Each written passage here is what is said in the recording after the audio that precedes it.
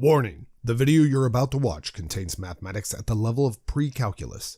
All material has an assumed prerequisite of college algebra and trigonometry. While some prerequisite topics are reviewed briefly, a more thorough review of these entrance topics can be found by searching the web.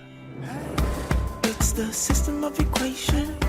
We must deal with them all at once. Always looking for solutions. Positive outlook overcome. Hello, my name is Roy Simpson, professor of mathematics at Cosumnes River College in Sacramento, California. This video is meant as a review of concepts from your trig class. As such, I don't delve into proofs of theorems, nor do I go into excruciating detail with examples. If you've never had a full course in trigonometry and you're currently in pre-calculus, I highly recommend watching my trigonometry playlist on YouTube as it goes into greater detail with all of trigonometry. Again, trig is so important in calculus that having a shaky background in the subject will lead to abysmal results in calculus. All right, in this video, we're going to review applications involving sinusoidal functions. I'm only choosing one application, but there are obviously likely hundreds, so if not more than that.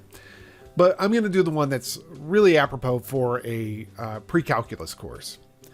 The definition of simple harmonic motion is going to be needed here. Any object or quantity moving with a periodic sinusoidal oscillation, that's stuff like this, right? Of the form a sine of omega t or y equals a cosine of omega t, where a and omega are constants, is said to exhibit simple harmonic motion.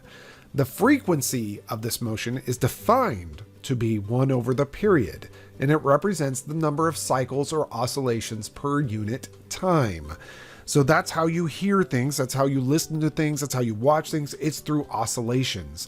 If you ever note that the radio has so many, I think it's so many hertz, your sound waves are in hertz, your monitor is in hertz, right? So this is how many cycles per second, or how many amplitudes, I should not say amplitudes, maximums that you have per second for your sinusoidal motion. So let's go ahead and take an example here.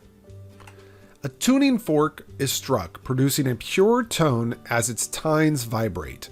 The vibrations are modeled by the function v of t is equal to 0.7 sine of 880 pi t, where v of t is the displacement of the tines in millimeters at time t seconds. Now, this is actually not a perfect model for that.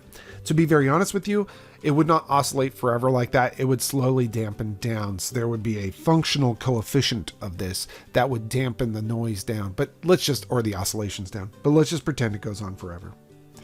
Find the period of the vibrations. Now remember, I stated in the last video, but that is B, or in this case, they call it omega, but it's still B. Omega, B, same thing, okay? But that is not the period. That's associated with the period, but it's not the period. The period is 2 pi over B. And yeah, I still use B. I don't worry about the omega in this situation. It's just 2 pi over B to me. So 2 pi over 880 pi. And that reduces down to 1 over 440. That is the period. It takes that long to go through one cycle is really what that means. It goes through one cycle in 1 over 440 seconds. There we go. Now the frequency is 1 over the period. So that's the reciprocal of the period, which is 440. That's 440 cycles per second. This is seconds per cycle.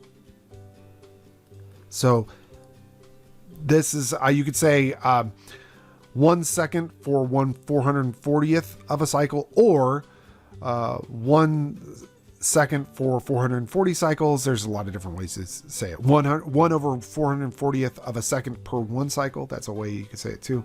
But with the frequency, it's 440 cycles every second. That's actually much more understandable, I think. So frequency is very nice. Finally, just graph this function. So notice this is very fast. I'm not doing data modeling, although I do that in my trig class. So if you want to see data modeling, you're more than welcome to watch my trigonometry video for applications. It's almost of the same name. It just doesn't have the words review of. And so graphing this function, the amplitude here is a 0.7. The period we've just computed, that's going to be very nice. It's 1 over 440. The step, this is kind of ridiculous, but it's 1/4 of that. So 1 over, now I have to actually figure out what 440 times 4 is.